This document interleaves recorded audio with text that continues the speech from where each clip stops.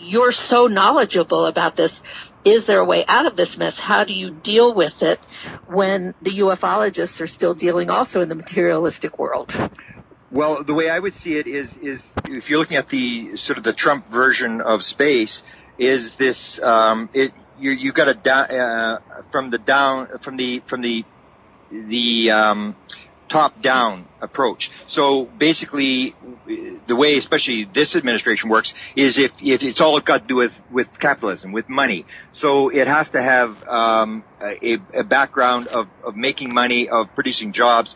And when you have whatever it is, a $700 billion defense budget that's like bigger than everybody else's defense budget combined, you have this other thing that I say is key to understanding how this whole thing works, is the whole idea between separation and oneness. So business is separation. It's me versus you. It's competition. It's like I try to get all the, rape, pillage, kill, and steal. Whoever's got the most toys when they die wins. And it's that kind of thing. So that's what's motivating, and that's where the power is in the business. Those are the people that are making the decision on these big councils, and the same as the military. If you're a military person in any country, you're paid to be paranoid. You're paid to believe that we are the good guys, and there are all these bad guys around the world who are just they get up every morning, and all they do thinking about is to destroy us. And so with the $700 billion defense budget and the impression that everybody in the world is evil and they're all out to destroy us,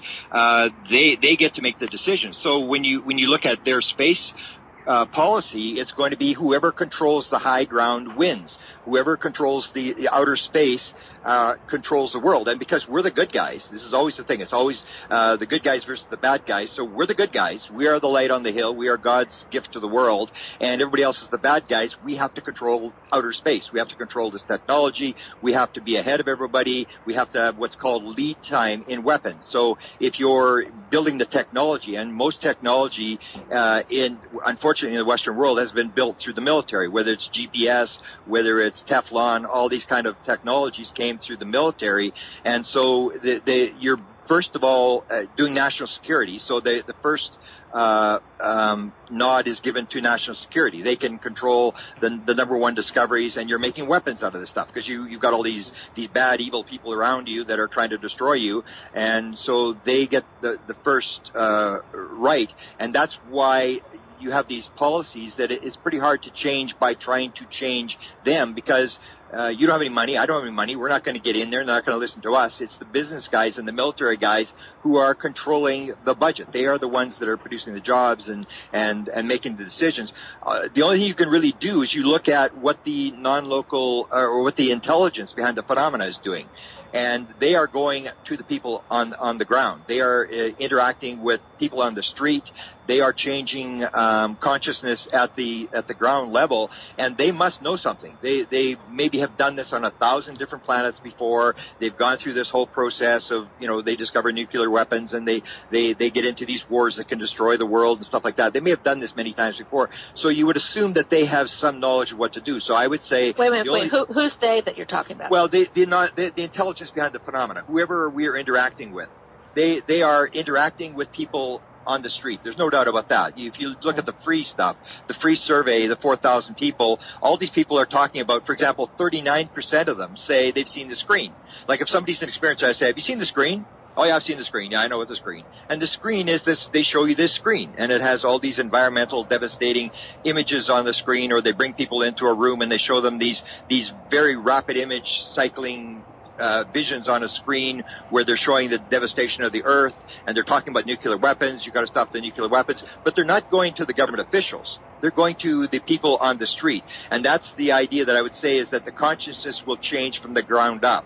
That there doesn't seem to be much hope that you're suddenly going to go into a cabinet meeting at the White House and everybody's going to so suddenly say, oh, okay, we're going to change our ways. We're going to kill the $700 billion defense budget. We're going to quit all the capitalism stuff, and we're going to, make policies that will save the world.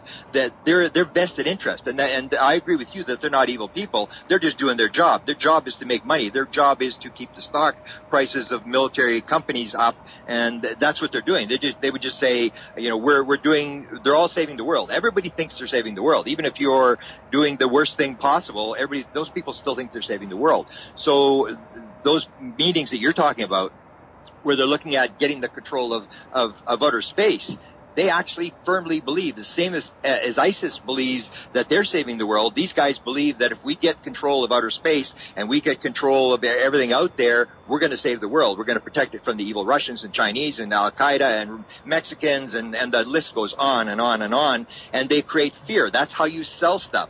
And if you're not selling stuff, and you and I really aren't selling, anything in terms of what they have this fear thing. That's how you sell stuff, is to say to people, if we don't get control of outer space, you're going to die. You're all going to, and we're here to save you. And people love the Messiah thing. Every 4 years, everybody gets dragged into this thing of trying to decide which of the two candidates is the Messiah, which one is going to save us from everything. And people actually believe in this Messiah thing, that there's some major leader who will solve every problem for us. And they usually start with 60 or 70% approval rating, and about 6 months after they're in office, they drops down to about 40, because everybody suddenly realized, they weren't the Messiah, they were just another politician.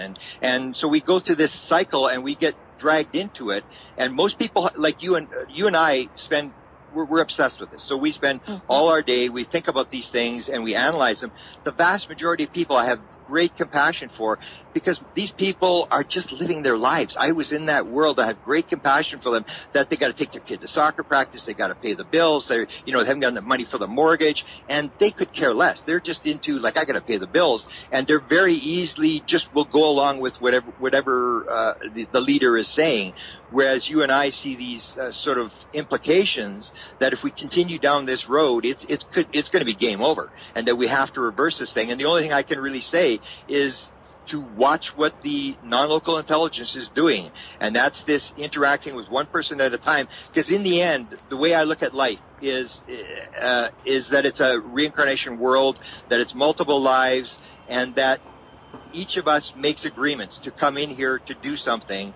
And that when we're here, we can't really, in some ways, we can only do what we think our mission is. We can't really change everybody else. We can make our move to put out what we think is true, because in the end, we only get asked one question when we die, and according to what I understand, is how did it work out? You wanted to do this when you got into this world, you wanted to do that, and you made your moves. Did you do what you intended to do? And it really didn't matter whether what happened on the outside. It's all experience. When you get into a multiple life thing, it's all experience. It's how do you deal with the cards that are dealt with you, not so much as to which cards, because a lot of times we'll spend a lot of time worrying about the cards that are being dealt instead of how are we playing the cards. You can have an experience where you're poor, you can have an experience where you're handicapped, or you can have an experience where you and I have this vision that something is very seriously wrong with the policy in the major governments, and that the world could be coming to an end, and that is our mission. And the question is, what are we doing on that mission for ourselves? And that's all we can do, is answer for ourselves.